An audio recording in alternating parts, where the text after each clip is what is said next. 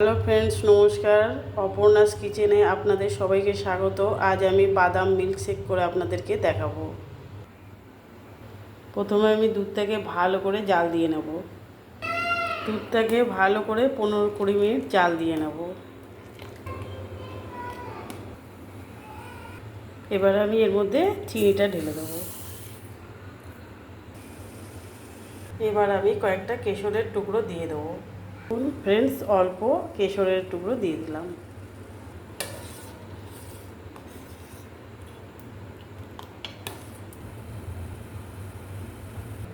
এবার এই বাদাম আর এই অল্প দুধ আগে থেকে জাল দিয়ে রেখেছিলাম, এটা দিয়ে আমি এটা মিক্সিতে পেস্ট করে নেব। একটু চীনা বাদামও দিয়ে নেব।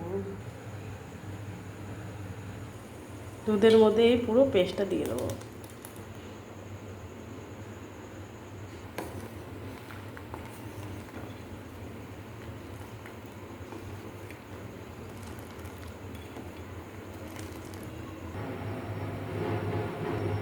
এবার আমি গ্যাসটাকে অফ করে দেবো।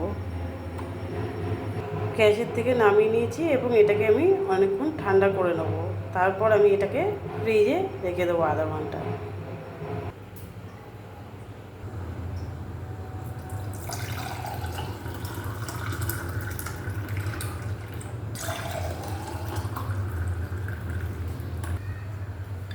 কয়েক টুকরো বরফ দিয়ে দিলাম। একটু কাজুর টুকরো দিয়ে দিলাম।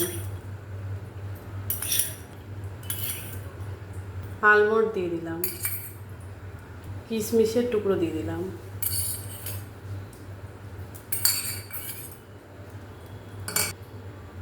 অল্প কেশর দিয়ে দিলাম।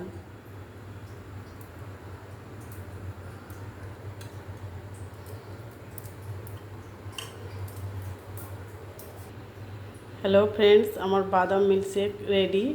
আপনাদের কীরকম লাগলো আমাকে কমেন্টস করে জানাবেন। ভালো লাগলে লাইক এবং সাবস্ক্রাইব করার অনুরোধ রইল। তাহলে আজ এই পর্যন্তই। নমস্কার।